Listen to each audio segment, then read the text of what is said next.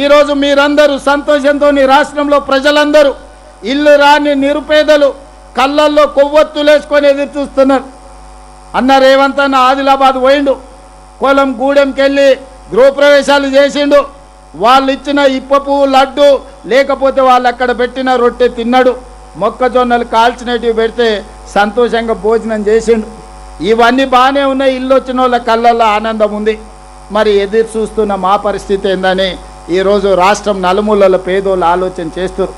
అందుకే ఈనాడు ఈడికొచ్చిన వేలాది మంది ఆదిలాబాద్ బిడ్డల సాక్షిగా తెలంగాణ రాష్ట్రంలో ఈరోజు మళ్ళీ ఒక 2.5 లక్షల ఇండ్లను నూతనంగా మంజూరు చేస్తున్నాం.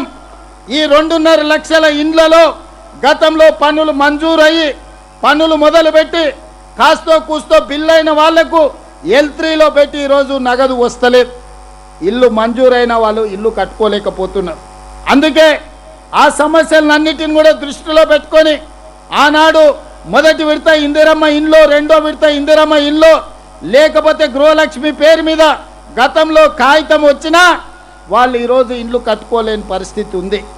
వాళ్ళందరినీ కూడా ఈనాడు ఈ పథకంలో వాళ్ళని భాగస్వాములను చేసి వాళ్ళకు కూడా ఇండ్లు కట్టుకోవడానికి నిధులు ఇచ్చే బాధ్యత ఈ రాష్ట్ర ప్రభుత్వం తీసుకుంటుంది. అందుకే ఈనాడు మరొక 2.5 లక్షల ఇందిరమ్మ ఇండ్ల మంజూరు పథకాన్ని పెద్ద ఎత్తున మీ చప్పట్ల మధ్యన ఈనాడు ప్రకటించదలుచుకున్నా. ముఖ్యంగా ఈ పక్కనున్న మా ఆడబిడ్డలు, ఇంటి ఆత్మగౌరవమే ఆడబిడ్డ. ఇల్లు చూడు ఇల్లాలిని చూడు అన్నారు. ఇల్లుని చూసి ఇంటి ఆయనను చూడమని చెప్పలే. ఇవాళ ఇల్లు వచ్చిందంటే ఆ సంతోషం ఆడబిడ్డకు తెలుసు. ఎవరు చుట్టం వచ్చినా, కొడుకుకు బిడ్డనియనికి వచ్చినా, లేకపోతే బిడ్డను మనవియడానికి పోతే మీకు ఇల్లు ఉన్నదా లేదా అని అడుగుతారు. భూమి ఉంటే సంతోషం కానీ ఇల్లు లేకపోతే దుఃఖం. అందుకే ఈనాడు మా ఆడబిడ్డల కళ్ళల్లో సంతోషం చూడడానికి, మా ఆడబిడ్డలు నిండు మనసుతో ఆశీర్వదించడానికి విచ్చేసినందుకు ఈనాడు 2.5 లక్షల ఇందిరమ్మ ఇండ్లను ఇవాళ మంజూరు చేస్తున్నాం. ముఖ్యంగా ఆదిలాబాద్కు గూడాలలో ఎక్కడ కూడా గుడిసెలు ఉండొద్దు. గుడిసెలు లేని గూడాలను ఈరోజు నేను చూడాలని నేను అనుకుంటున్నా. అందుకే గూడాలలో ఉండే పటేన్లకు కూడా నా విజ్ఞప్తి, మీ గూడెంలో ఉండే ప్రతి వాడికి ఇల్లు ఇప్పించే విధంగా మీరు గ్రామ సభలు పెట్టి మీరు మాట్లాడుకొని మీరు లిస్టు తయారు చేయండి. మీకు ఇల్లు ఇచ్చే బాధ్యత ఈ రాష్ట్ర ప్రభుత్వం తీసుకుంటుంది. అదేవిధంగా ఆదిలాబాద్ అనగానే ఆనాడు ప్రాణహిత చేవెళ్ళ ప్రాజెక్టు గుర్తొస్తుంది. డాక్టర్ వైఎస్ రాజశేఖర రెడ్డి గారు, కాకా వెంకటస్వామి గారు, డాక్టర్ బాబాసాహెబ్ అంబేద్కర్ సుజల స్రవంతి పేరు మీద ప్రాణహిత చేవెళ్ళ ప్రాజెక్టును మొదలు పెడితే తుమ్మిడేటి దగ్గర బ్యారేజ్ కడితే ఆదిలాబాద్ జిల్లాకే 2 లక్షల ఎకరాలకు నీళ్ళు ఇచ్చే అవకాశం ఉండే. కారణాలు ఏమైనా, ఆనాటి ప్రభుత్వ ఆలోచన ఏమున్నా తుమ్మిడేటిని పడావు పెట్టినరు, మేడిగడ్డ సుందిల్ల అన్నారమని అక్కడికి తీసుకెళ్ళారు. 1,00,000 కోట్లు ఖర్చు పెట్టారు.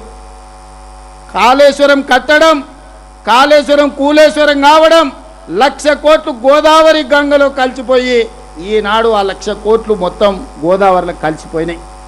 ఆదిలాబాద్లో ఎకరానికి కూడా నీళ్లు రాలే.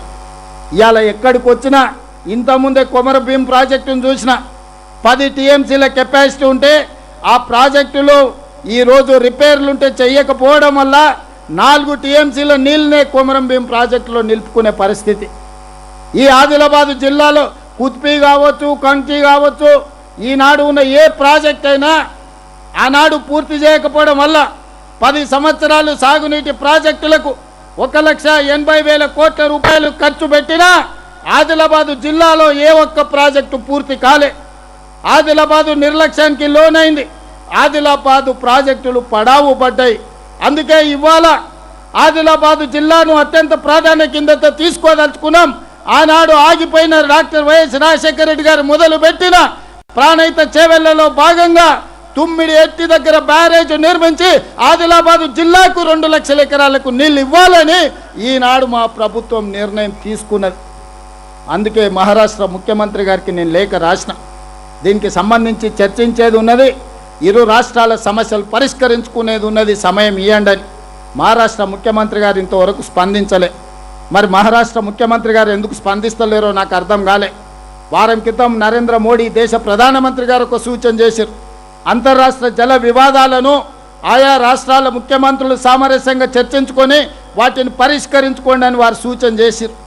మరి వారి సూచన ప్రాతిపదికన మహారాష్ట్ర ముఖ్యమంత్రి గారికి నేను లేఖలు రాస్తా ఉన్నా. దయచేసి వేదిక మీద నుంచి ఫడ్నవీస్ గారికి నా విజ్ఞప్తి, తుమ్మిడేటి ప్రాజెక్టు నిర్మాణంలో ఉన్న అంతరాలను అవాంతరాలను తొలగించడానికి తక్షణమే ముఖ్యమంత్రుల లెవెల్లో సమావేశానికి మీరు సమయం ఇవ్వండి. మీరు మాకు సమయం ఇవ్వకపోతే ఆ సమస్య తీవ్రంగా మారుతుంది.